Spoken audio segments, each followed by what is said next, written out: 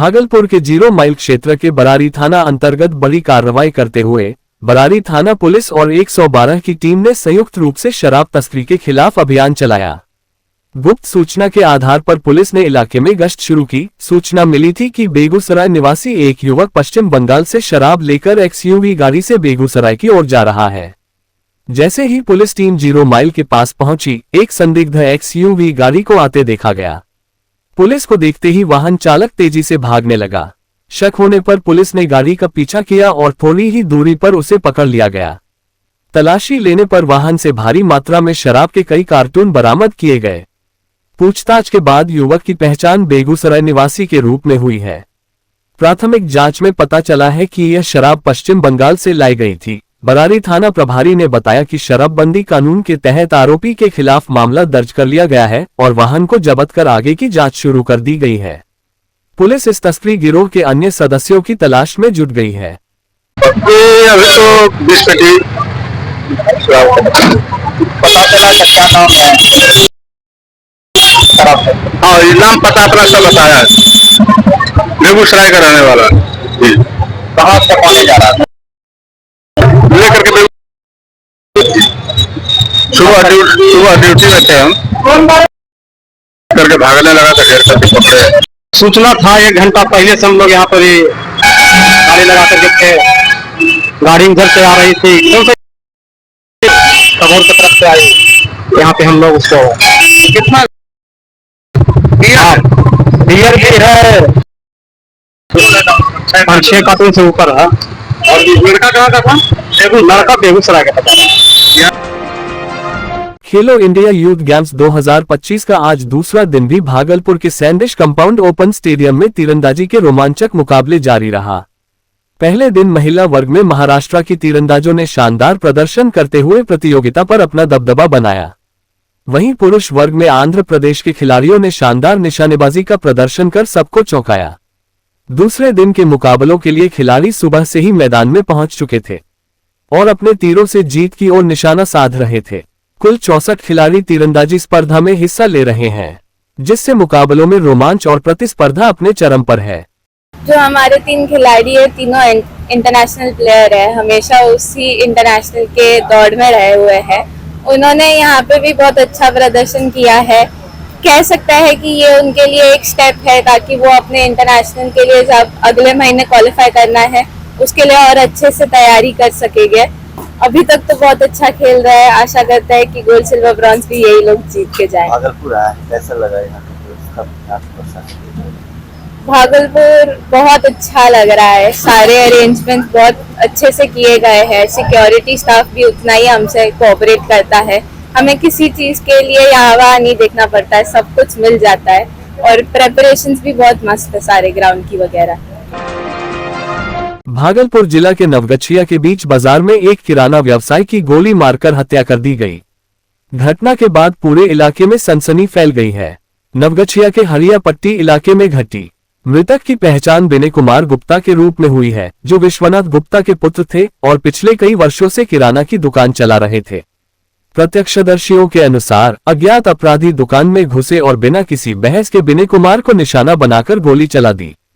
गोली लगते ही वे गिर पड़े और स्थानीय लोग उन्हें तुरंत अस्पताल ले गए, लेकिन डॉक्टरों ने उन्हें मृत घोषित कर दिया। घटना की जानकारी मिलते ही नवगछिया पुलिस मौके पर पहुंची। वहीं अनुमंडल पुलिस पदाधिकारी ओम प्रकाश अपनी टीम के साथ जांच में जुट गए। दुकान में लगे सीसीटीवी कैमरों की फुटेज खंगाली जा रही है। फिलहाल हत्या के पीछे का कारण स्पष्ट नहीं है, लेकिन पुलिस आपसी दुश्मनी, रंगदारी या किसी अन्य व्यक्तिगत रंजिश के एंगल से भी जांच कर रही है। जो घटना आज घटी है, इस तरह का घटना लंबे अरसे के बाद हमें देखने को मिला। कहीं न कहीं प्रशासन से अपराधी का भय खत्म हो गया। इसके पूर्व के घटना में भी अपराधी को जितनी मजबूती से सजा मिलनी चाहिए, न मिलने का कारण अपराधी का मनोबल बढ़ता चला गया। ये घटना हरिया पट्टी में हुई, जो अत्यंत ही दुखदायी घटना है। ये हमारा फैमिली संबंध था, उसके मैं यहाँ का पार्षद हूँ और विनय कुमार नाम है इसका। ये बच्चा किसी से भी कोई विवाद नहीं करता था। कि आज शाम को रात में 9 सवा 9 बजे दुकान पर बैठा हुआ था, कोई व्यक्ति इसको गोली मार दिया इसको। कितने बजे की घटना है? ये 9:15 बजे के करीब की घटना है। हम लोग को जैसे पता चला तुरंत आए, उसको ले गए हॉस्पिटल, लेकिन डॉक्टर मृत घोषित कर दिए। भागलपुर के अतिथि गृह सभागार में आज जनता दल यूनाइटेड के राष्ट्रीय महासचिव मनीष कुमार वर्मा ने प्रेस कॉन्फ्रेंस कर कई अहम मुद्दों पर अपनी बात रखी। इस दौरान उन्होंने राष्ट्रीय जनता दल और जन स्वराज पार्टी पर तीखे हमले किए। जातीय जनगणना पर बोलते हुए मनीष वर्मा ने कहा कि यह केवल जाति के आधार पर नहीं, बल्कि आर्थिक और शैक्षणिक स्थिति को ध्यान में रखते हुए की जाएगी। वहीं मुख्यमंत्री नीतीश कुमार के स्वास्थ्य को लेकर उठ रहे सवालों पर उन्होंने पलटवार करते हुए कहा कि जो लोग सवाल उठा रहे हैं, पहले अपने पिता के स्वास्थ्य को देख ले, फिर दूसरों पर टिप्पणी करें। प्रेस कॉन्फ्रेंस में मौजूद जेडीयू नेता मुकेश कुमार ने भी प्रशांत किशोर पर निशाना साधा और उनकी रैलियों को कुर्सियों की रैली करार दिया। उन्होंने दावा किया कि प्रशांत किशोर की पार्टी में भीड़ भाड़े के लोगों की होती है, जो असली जनसमर्थन नहीं दर्शाती। जब आरसीपी सिंह पर सवाल पूछा गया तो मनीष वर्मा ने कहा कि 16 साल साथ रहे तब भ्रष्टाचार नहीं दिखा, अब जब अलग हो गए हैं तो भ्रष्टाचार नजर आने लगा है। शराबबंदी को लेकर भी उन्होंने नीतीश कुमार के कदमों की सराहना करते हुए कहा कि पहले गली गली में शराब बिकती थी, लेकिन अब शराबबंदी से महिलाओं को राहत मिली है और वे पहले से ज्यादा सुरक्षित महसूस करती हैं। हालांकि उन्होंने ये भी माना कि अब नशे के तौर पर ड्रग्स का सेवन बढ़ रहा है। शराबबंदी पे जब चर्चा करेंगे तो एक बड़ी चर्चा है। इसके प्रभाव और क्या क्या हुआ है, इसका कई दूरगामी परिणाम हुए। जब ये लागू हुआ था उस समय जनता में भारी रोष था कि शराब जो है मोहल्ले मोहल्ले गली गली में बिक रही है, हम लोग का बच्चा शराब पी रहा है, और चारों तरफ से महिलाओं का, परिवारों का ये प्रतिरोध था कि किस तरह से यदि शराब सरकार बिकवाएगी तो पूरा जो है हम लोग के बच्चे जो है बेवड़े बन जाएंगे।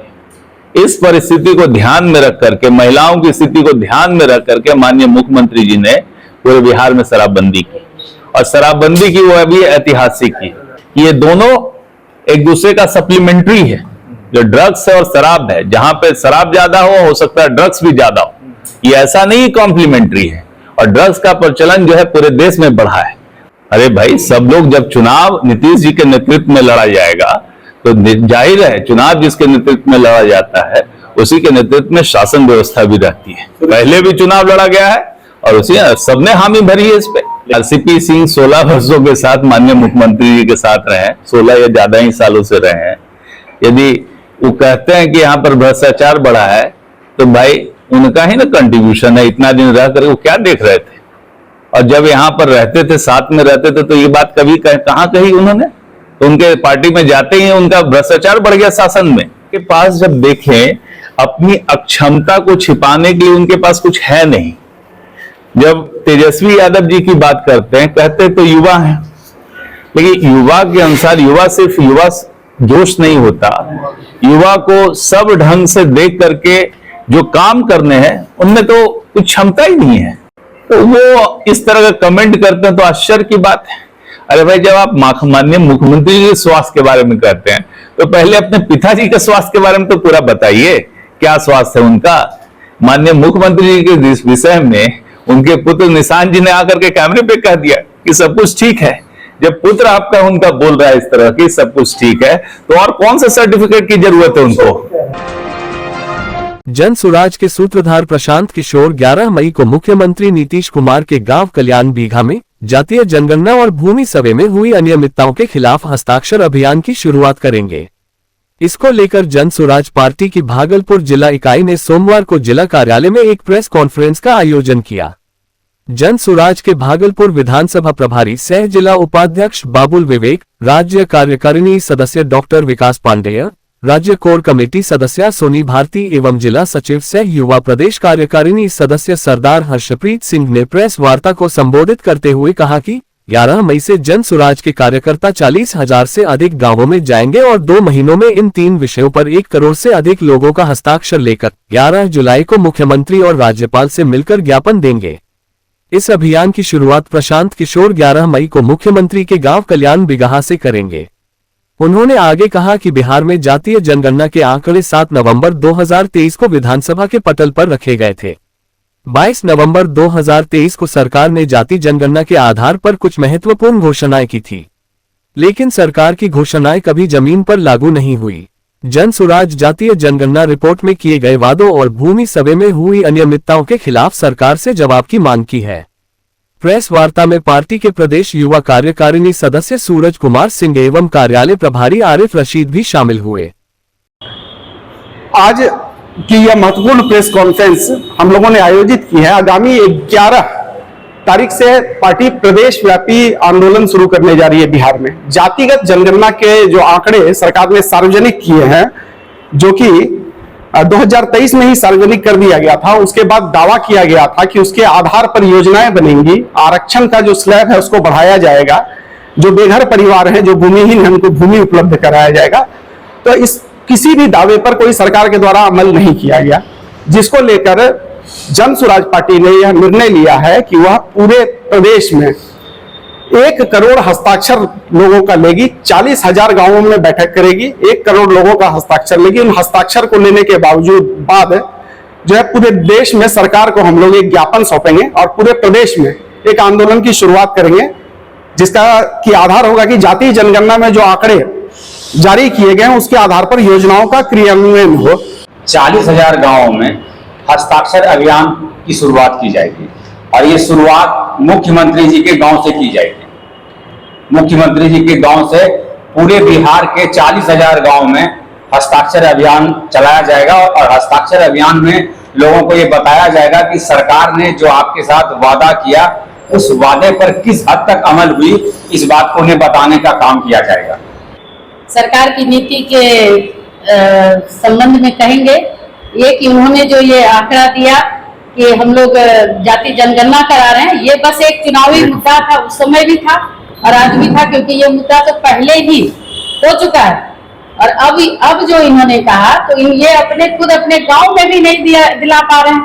अपने गांव में भी जो गरीब है उनका आंकड़ा वो नहीं बता पा रहे हैं।